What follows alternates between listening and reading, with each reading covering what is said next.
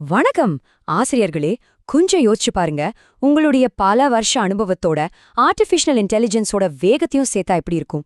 உங்க கற்பித்தல் முறையை அடுத்த கட்டத்துக்கு எடுத்துட்டு போக ஏஐ எப்படி ஒரு சூப்பரான உதவியாளரா இருக்க போகுது? குறிப்பா ஒரு உலகத்தரம் வாய்ந்த பாடத்திட்டத்தை ரொம்ப ஈஸியா வடிவமைக்க எப்படி உதவ போகுதுங்கிறத பத்தி தான் இந்த விளக்கத்துல நம்ம பார்க்க போறோம். இந்த கேள்விதான் நம்ம பயணத்தோட ஆரம்ப புள்ளி. செயற்கை நுண்ணறிவு ஆசிரியர்களோட வேலையை எடுத்துக்குமான்னு நிறைய பேருக்கு ஒரு பயம் இருக்கு. ஆனா உண்மையில நாம கேட்க வேண்டிய கேள்வி அதில்ல. ஏஐ ஆசிரியர்களுக்கு ஒரு சிறந்த துணையா, அவங்களோட அனுபவத்தோட சேர்ற ஒரு கருவியா இருக்க முடியுமாங்கிறது தான். வாங்க இந்த சாத்தியத்தை நாம ஒன்னா சேர்ந்து ஆராய்வோம். ஒரு பாடத்திட்டத்தை ஏஐ உதவியோட முழுமையா வடிவமைக்க ஒரு 20 நாள் ஆகும்னு வச்சுக்கோங்களேன். ஆனா கவலைப்படாதீங்க, அந்த முழு பயணத்தோட சாராம்சத்தை, அதுல இருக்கிற முக்கியமான படிகளை மட்டும் தேர்ந்தெடுத்து அடுத்த சில நிமிஷங்கள்ல உங்களுக்கு விளக்க போறேன்.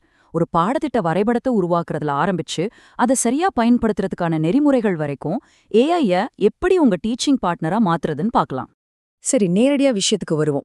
எந்த ஒரு நல்ல பாடத்திட்டத்துக்கும் ஒரு வலுவான வரைபடம், அதாவது ஒரு ப்ளூ பிரிண்ட் ரொம்ப அவசியம். அந்த அடித்தளத்தை ஏஐய பயன்படுத்தி எப்படி திறமையாகவும் வேகமாகவும் உருவாக்குறதுன்னு முதல்ல பார்க்கலாம். நாம பயன்படுத்த போற இந்த அணுகுமுறைக்கு பேரு விளைவுசார் கல்வி அல்லது அவுட்கம் பேஸ்ட் எஜுகேஷன்.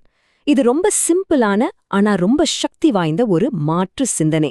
நான் என்ன கற்பித்தேன் அப்படின்னு கேக்குறதுக்கு பதிலா இந்த பாடத்தோட கடைசியில என் மாணவர்களால என்ன செய்ய முடியும் அப்படின்னு கேக்குறது. அதாவது முதல்லையே நம்ம இலக்க தீர்மானிச்சுட்டு அப்புறம் அதுக்கு வழிவகுக்கிற மாதிரி. இந்த ஓபிஇ கட்டமைப்ப ஒரு மரம் மாதிரி கற்பனை பண்ணிக்கோங்க. அதோட ஆணிவேர் தான் பிஇஓ. அதாவது மாணவர்கள் படிச்சு முடிச்சு பல வருஷத்துக்கு அப்புறம் என்னவா ஆகணும்னு நினைக்கிறாங்களோ அந்த இலக்கு. அந்த வேர்லேந்து வர்ற பலமான தண்டு தான் பிஓ. அவங்க டிகிரி முடிக்கும்போது என்னென்ன திறமைகளோட வெளியே வராங்கன்றது. அதுலேருந்து பெரிய கிளைகள் தான் சிஓ. ஒவ்வொரு பாடத்திலையும் அவங்க என்ன கத்துக்குவாங்கன்றது. கடைசியா அந்த கிளைகள்ல துளிர்க்கிற இலைகள் தான் எல்லோ. ஒவ்வொரு வகுப்புலயும் அவங்க கத்துக்கிற சின்ன சின்ன விஷயங்கள். பாத்தீங்களா, வேர்லேந்து இலை வரைக்கும் ஒரு தெளிவான தொடர்பு இருக்கு. பாருங்க, 2000 வருஷத்துக்கு முன்னாடியே நம்ம வள்ளுவர் இந்த அவுட்கம் பேஸ்ட் எஜுகேஷனை எவ்வளவு அழகா சொல்லியிருக்கார்.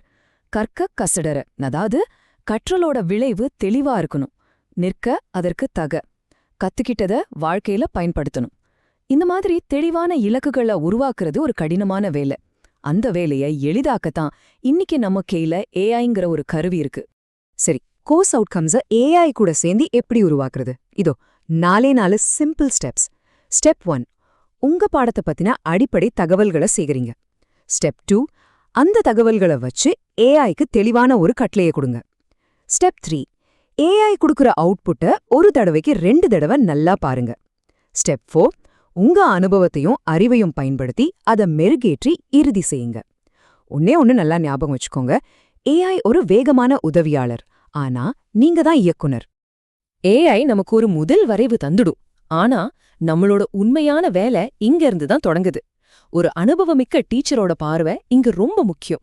நீங்களே உங்களை கேட்டுக்கோங்க, ஒவ்வொரு டாபிக்குக்கும் ஒதுக்குன நேரம் சரியா இருக்குமா? பாடங்களோட வரிசை மாணவர்களுக்கு புரியற மாதிரி இருக்கா? எளிமையான விஷயத்துல இருந்து கடினமான விஷயத்துக்கு பாடங்கள் போகுதா? இந்த மாதிரி நுணுக்கமான கேள்விகளை கேட்டு ஏஐயோட வரைவை ஒரு உயிரோட்டமான பாடத்திட்டமா மாத்துறது உங்க கையில தான் இருக்கு. ஓகே, நம்ம பாடத்திட்டத்தோட ப்ளூ பிரிண்ட் இப்போ தயார். இனி அந்த வரைபடத்துக்கு உயிர் கொடுக்க வேண்டாமா?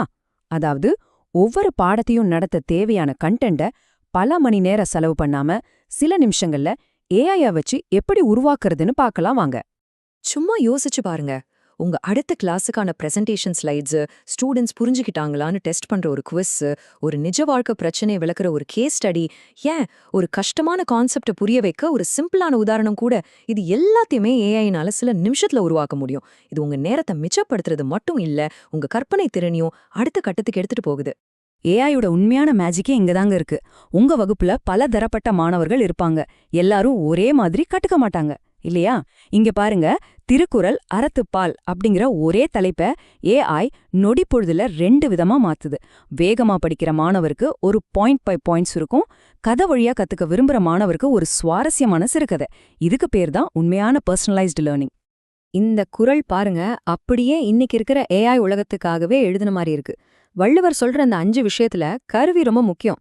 இன்னைக்கு நம்ம கையில இருக்கிற மிக சக்தி வாய்ந்த கருவி செயற்கை நுண்ணறிவு தான். அதை சரியான நேரத்துல சரியான பாடத்துக்காக சரியான முறையில நம்ம பயன்படுத்தினா கற்றல் கற்பித்தல் அனுபவத்தையே மாத்திடலாம்.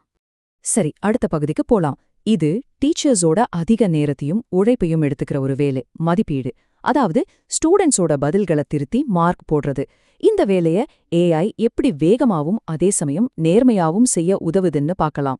ஏஐ மதிப்பீட்டுல நாம் எப்பவுமே மனசுல வச்சிக்க வேண்டிய ஒரு முக்கியமான வார்த்தை மானுட தலையீடு அல்லது ஹியூமன் இன் த லூப். இதோட அர்த்தம் ரொம்ப சிம்பிள். ஏஐ ஒரு முதல் கட்ட மதிப்பீட்டை கொடுக்கலாம், ஆனா ஃபைனல் மார்க், ஃபைனல் அப்ரூவல் எப்பவுமே டீச்சர் கிட்ட இருந்து தான் வரணும். நீங்க தான் பைலட், ஏஐ உங்க கோ பைலட் மாதிரி தான். இந்த அட்டவணைய பாருங்க. இந்த மானுட தலையீடு நடைமுறையில எப்படி வேலை செய்யுதுன்னு நல்லா புரியும். முதல் மாணவரோட பதில இருந்த ஒரு சிறந்த நுணுக்கத்தை ஏஐ கவனிக்க தவறிடுச்சு. அதனால ஆசிரியர் மதிப்பெண்ண 15லிருந்து 17ஆ உயர்த்துறார். அதே சமயம் 3வது மாணவரோட பதில ஏஐ தப்பா புரிஞ்சுக்கிட்டதால ஆசிரியர் மதிப்பெண்ண சரி செஞ்சு 11ஆ குறைக்கிறார். இங்க ஏஐயோட வேகம் ஆசிரியரோட ஞானத்தோட சேரும்போதுதான் மதிப்பீடு முழுமையடையுது. சோ இதுல விதி ரொம்ப தெளிவு. ஏஐ மதிப்பெண் வழங்கலாம், ஃபீட்பேக் கொடுக்கலாம், பரிந்துரைகள் செய்யலாம். ஆனா ஒரு மாணவரோட இறுதி மதிப்பெண் 100% ஆசிரியரோட ஒப்புதலுக்கு அப்புறம்தான் உறுதி செய்யப்படும். டெக்னாலஜி ஒரு கருவி மட்டுமே, தீர்ப்பு உங்களுடையது. இப்ப இந்த விளக்கத்தோட ரொம்ப ரொம்ப முக்கியமான தவிர்க்கவே முடியாத பகுதிக்கு வரோம், நெறிமுறைகள். இந்த சக்தி வாய்ந்த கருவியை வகுப்பறையில பயன்படுத்தும்போது ஒரு ஆசிரியரா நம்மளோட பொறுப்புகள் என்ன, நாம எதுலெல்லாம் கவனமா இருக்கணும்? முக்கியமா 4 நெறிமுறை சிக்கல்களை நம்ம கவனத்துல கொள்ளணும். முதலாவது, மாணவர்கள் ஏஐயை பயன்படுத்தி ஏமாத்தாம கருத்து திருட்டுல ஈடுபடாம எப்படி தடுக்கிறது. 2வது, ஏஐ உருவாக்குற கண்டென்ட்டோட காப்பிரைட் யாருக்கு சொந்தம். 3வது, மாணவர்களோட தனிப்பட்ட தகவல்களோட பாதுகாப்பு. 4வது, சில ஏஐ கருவிகள்லயே மறைஞ்சிருக்கக்கூடிய பக்கச்சார்புகள். இந்த சிக்கலான பாதையில மாணவர்களுக்கு வழிகாட்டுறது ஆசிரியர்களாகிய நம்ம கடமை. இந்த சவால்களை எல்லாம் பார்க்கும்போது நம்ம முன்னாடி 2 வழி இருக்கு. ஒரு பக்கம் இந்த பிரச்சனைகளை எல்லாம் தவிர்க்கிறதுக்காக ஏஐய வகுப்பறையில முழுமையா தடை செஞ்சிடலாம். இன்னொரு பக்கம் இது எதிர்காலத்தோட தொழில்நுட்பங்கிறதால தெளிவான விதிகளை வகுத்து மாணவர்களுக்கு பொறுப்போட பயன்படுத்த சொல்லிக் கொடுக்கலாம். தடை செய்யறது சுலபமான வழி, ஆனா வழிகாட்டுறது தான் ஒரு சிறந்த ஆசிரியரோட வழி, இல்லையா? இந்த விவாதத்துக்கும் வள்ளுவர் ரொம்ப அழகா பதில் சொல்றாரு. தகவல் யாரிடமிருந்து வருதுங்கிறது முக்கியம் இல்ல. அது ஒரு புத்தகமா இருக்கலாம், ஒரு மனிதரா இருக்கலாம், இல்லனா ஒரு ஏஐயா கூட இருக்கலாம். அந்த தகவலோட உண்மைத்தன்மையை ஆராய்ஞ்சு அதோட மெய்ப்பொருளை கண்டுபிடிக்கிறது தான் உண்மையான அறிவு. ஏஐ கொடுக்கற பதில்களை அப்படியே ஏத்துக்காம அதை ஆராய்ஞ்சு பார்க்க மாணவர்களுக்கு நம்ம கத்துக் கொடுக்கணும். ஆக இந்த விளக்கத்தோட இறுதிச் செய்தி இதுதான்.